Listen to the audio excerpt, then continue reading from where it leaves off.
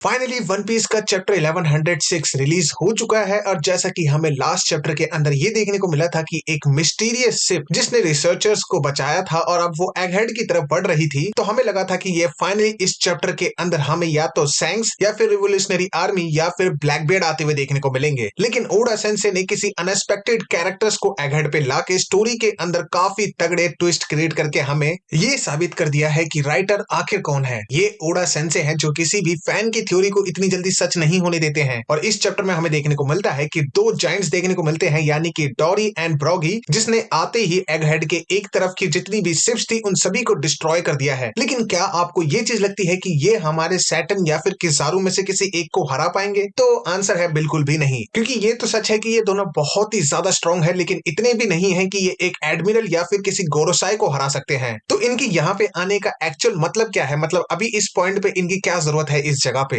और लूफी ने अपने गियर 5 को एक बार दोबारा से रिलीज किया है, लेकिन क्या वो फिर भी इसके अंदर आने के बाद हमारे सैटर्न और किजारू को दोनों को एक साथ हरा पाएगा? ये क्या अभी भी ऐसे चांसेस है कि हमें सैंक्स और ब्लैकबियर्ड जैसे कैरेक्टर एगहेड पे आते हुए देखने को मिलेंगे? ये सारे सवाल जितने भी आपके दिमाग में है, मैं सबके आंसर देता हुआ दिखाई दूंगा इस चैप्टर के एंड में। लेकिन उससे पहले चलो चैप्टर के ऊपर नजर मार लेते हैं, ताकि हमें चैप्टर में क्या चीजें हुई हैं उसके बारे में भी आइडिया लग सके। तो इस बार हमें चैप्टर के कवर पेज पे रॉबिन देखने को मिलती है, जिसने एक एलिगेटर को बहुत ही प्यारे प्यारे कपड़े पहनाए हुए होते हैं। एंड इस चैप्टर का टाइटल हमें देखने को मिलता है ऑलवेज बाय योर साइड, जो हमारे कुमा को बोनी के रेफरेंस में कहा गया है, जो मैं अभी आपको चैप्टर के अंदर ही एक्सप्लेन करता हुआ दिखाई दूंगा। और चैप्टर की स्टार्टिंग में ही हमें देखने को मिलता है कि लूफी ने जहां उसने बहुत सारा खाना खा रखा था, जहां पे अभी बहुत सारे मरीन्स के सोल्जर्स को ऐसा लगता है कि यही टाइम है इसको पकड़ने का, लेकिन हमारा लूफी एक बार में ही काफी सारी हवा बाहर छोड़ते हुए दिखाई देता है, जिससे उसका जितना भी खाना था वो पलक झपकते ही डाइजेस्ट हो जाता है, जो हमने उसे पहले भी कई बार करते हुए देखा है। अब ये चीज देखने के बाद अभी भी कुछ ऑफिसर्स को लगता है कि वो अभी भी लूफी को पकड़ सकते हैं, तो वो जा ही रहे होते हैं कि इतने में ही लूफी अपने गियर 5 को एक बार फिर से रिलीज कर देता है। और हमें दूसरी तरफ देखने को मिलता है कि सभी पैसिफिस्टा ने अपना एम बोनी एंड कुमा की तरफ कर रखा होता है, और उस पर हमारा सैटर्न भी बोलता हुआ दिखाई देता है कि उड़ा दो दोनों बाप बेटियों को। और इसी के बाद हमें देखने को मिलता है एक बहुत कमाल का प्लॉट ट्विस्ट, क्योंकि इसके चलते जितनी भी पैसिफिस्टा की जो कमांड की हायरार्की है, जिसमें सबसे टॉप पे होता है गोरोसाई, मतलब उसी का जो ऑर्डर है वही पैसिफिस्टा मानेंगे। लेकिन हमारे वेगापंग ने एक उसके अंदर और भी प्रोग्राम कर रखे होते हैं, जिसके चलते बोनी इन सभी पैसिफिस्टा को कंट्रोल कर सकती है, जो उसने इस मोमेंट से पहले कभी रिवील करके नहीं दिखाया था, और ये उसके अलावा कोई और जानता भी नहीं था। और समहाउ हमारी एटलस उसको ये चीज बता देती है, जिसके बाद वो सभी पैसिफिस्टास को रुकने के लिए कहती है और कहती है कि हमें यहाँ से सेफली जाने दो। जिसके बाद हमारे जितने भी पैसिफिस्टास हैं वो अपने आप को पलट कर उसके आसपास जितने भी मरीन्स के सोल्जर्स होते हैं उनके ऊपर अटैक करना शुरू कर देते हैं। और ये चीज देखने के बाद हमारा सैटर्न शॉक तो होता ही है, लेकिन ये चीज हुई कैसे, ये वेगापंग समझाता है कि मैं कभी भी नहीं चाहूंगा कि कुमा से उसकी सबसे प्यारी चीज वो खुद ही छीन ले, इसलिए मैंने बोनी तुम्हें इस हायरार्की में सबसे ऊपर रखा, ताकि अगर पूरा वर्ल्ड भी तुम्हारे अगेंस्ट में हो जाए, लेकिन कुमा हमेशा तुम्हारी तरफ ही होगा। जिसपे ऑब्वियसली सैटर्न अब चुप रहने वाला नहीं था, और उसके जो सर का बांध था वो टूट चुका है, क्योंकि पानी सर से ऊपर चला गया है। तो वो अपने स्पाइडर क्लॉ से वेगापंग के स्टैप कर देता है और किजारू को कुमा को खत्म करने का भी ऑर्डर दे देता है, जिसमें बीच में सांजी आके उसे प्रोटेक्ट करने की कोशिश जरूर करता है, लेकिन हमारे किजारू ने अपनी लाइट की शॉट से उसे काफी दूर धकेल दिया होता है और वो उसके काफी नजदीक आ जाता है, जिसके बाद वो उसके ऊपर अटैक करने ही वाला होता है कि इतने में ही वहां पे लूफी अपीयर हो जाता है, जो हमारा किजारू नोटिस जरूर कर लेता है, लेकिन वो कुछ कर पाता उससे पहले ही हमारा लूफी अपनी कोटेड किक से उसे हिट कर देता है, जिससे किजारू ऑब्वियसली काफी ज्यादा दूर जाके गिरता है। और इस टाइम के ड्यूरेशन में हमारी बोनी, कुमा एंड एटलस जो है वो जमीन पे सक्सेसफुली लैंड हो जाते हैं, जिसके पास सांजी आके पूछता है कि क्या तुम सब ठीक हो, और उसके बाद सब भाग के वेगापंग के पास जाते हैं, क्योंकि उसकी हालत इस टाइम पे बहुत ही ज्यादा खराब होती है और ना ही उसके आसपास हमारा चॉपर होता है, तो उसका बचना तो बहुत ही ज्यादा मुश्किल है। लेकिन देखो आगे क्या होता है। लेकिन जितने भी हमारे पैसिफिस्टर्स हैं वो अभी भी लगातार अटैक करते जा रहे हैं, जिसके चलते आइलैंड भी हिलने लगा है। और इतने में ही बोनी को ड्रम ऑफ लिबरेशन की साउंड सुनाई देती है, जिसपे उसे याद आता है कि उसके बचपन में कुमा ने बताया था कि इसी साउंड के ऊपर नीका हंसते हुए आता है और वो सबको फ्री करता है। और इतने में ही वो विटनेस करती है लूफी का नीका वर्जन, जो आसमान में जोर जोर से हंसता हुआ हमें देखने को मिलता है, जिसपे वेगापंग देखने के बाद ये बोलता है कि बोनी शायद तुमने ये चीज रियलाइज नहीं करी, लेकिन कुमा की हमारे लूफी के ऊपर काफी पहले से नजर थी, क्योंकि उसे पता था कि मंकी डी लूफी ही रियल सन गॉड नीका है, जिसके ऊपर बस्टर कॉल भी कुछ नहीं कर पाएगी, क्योंकि सन गॉड नीका की वापसी के लिए 100 सालों से लोग प्रे कर रहे थे। तो उसका ये सब चीजें कुछ नहीं बिगाड़ पाएंगी। जिसके अगले ही पैनल में हमें ये देखने को मिलता है कि डोरी एंड ब्रॉगी काफी सारी शिप्स को डिस्ट्रॉय कर रहे होते हैं और वो ये चीज बोलते हैं कि हम वापस आ चुके हैं सन गॉड नीका। और इसी के साथ चैप्टर यहाँ पे खत्म हो जाता है। लेकिन हमारे डोरी एंड ब्रॉगी को कैसे पता कि हमारा लूफी ही सन गॉड नीका है? इसका तो साफ साफ यही मतलब निकलता है कि हमारे जायंट्स की जो ट्राइब है वो भी हमारे लीजेंड के टाइम पे एग्जिस्ट करती थी, मतलब जॉय बॉय के टाइम पे 800 साल पहले। दूसरा,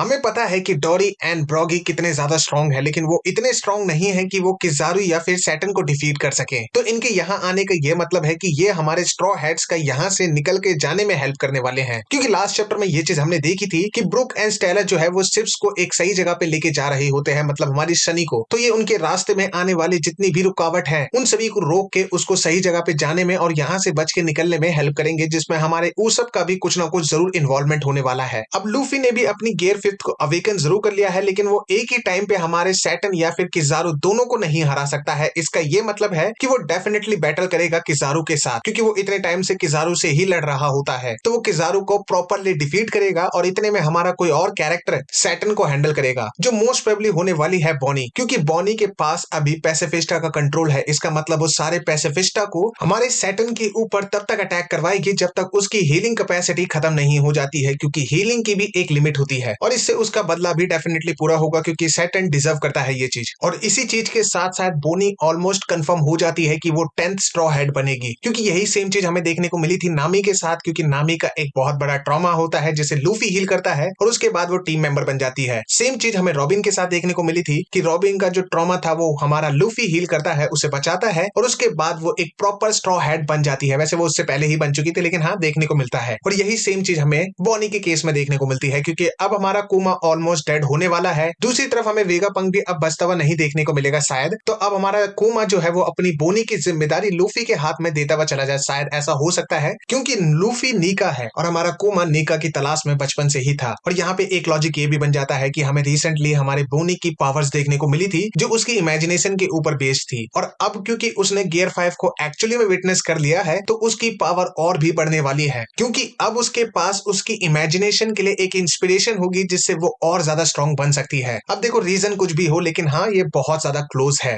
एंड इसके अंदर हमें ये जो जायंट रोबोट देखने को मिला है इसकी भी इन्वॉल्वमेंट होने वाली है, क्योंकि इस चैप्टर के अंदर हमें इसके अंदर एक बार फिर से हलचल देखने को मिली है, वो भी ड्रम ऑफ लिबरेशन की साउंड पे। तो ये भी हमारी लूफी की किसी न किसी तरीके से मदद जरूर करने वाला है। लास्ट चैप्टर में हमें ये चीज देखने को मिली थी कि हमारी रॉबिन की हालत सही नहीं थी और उसको कोई प्रोटेक्ट करने वाला भी इतना स्ट्रॉन्ग कैरेक्टर वहां पे मौजूद नहीं है, और हमें ये चीज पहले से ही पता है कि ब्लैक बेड की शिप आसपास ही है। तो उसे ऑब्वियसली रॉबिन की ही जरूरत है, क्योंकि उसको पॉनीग्लिफ्स पढ़वाने के लिए कोई एक कैरेक्टर चाहिए जो रॉबिन होने वाली है। तो डेफिनेटली कोई ब्लैक बेड का मेंबर या फिर ब्लैक बेड खुद हमारी रॉबिन को कैप्चर करने की कोशिश भी कर सकता है आने वाले चैप्टर्स के अंदर। रही बात हमारे सैंक्स की, तो वो ऑलरेडी इस आइलैंड से बहुत ही ज्यादा करीबी में है। तो ऐसा हो सकता है जब लूफी हमारे किजारू को हरा के इस आइलैंड से बच के निकलने की कोशिश करेगा तब हमारा सैंक्स यहाँ पे अपीयर होगा, जो सैटर्न से अपना हिसाब किताब निपटाते हुए दिखाई देगा, क्योंकि हमने काफी बार ऐसे रेफरेंस देखे हैं जिससे इनके बीच में कुछ लिंक देखने को मिला था, जो स्टोरी हमें यहाँ पे कवर होते हुए देखने को मिलेगी। बाकी ऐसे बहुत सारी चीजें हैं अभी दिमाग में जो अब कनेक्ट होती हुई जा रही हैं, जिससे हमारी फाइनल सागा सेटअप होने वाली है। बाकी आपके इसके ऊपर क्या थॉट्स है कमेंट करके बताना बिल्कुल ना भूलें। बाकी अगर आपको वीडियो पसंद आती है तो do like the video and also make sure you subscribe the channel, ताकि आपको ऐसे ही फ्यूचर में एनिमे से रिलेटेड कंटेंट देखने को मिलता रहे। बाकी मिलते हैं किसी और कमाल की वीडियो के साथ, तब तक के लिए जय Hind and thanks for watching.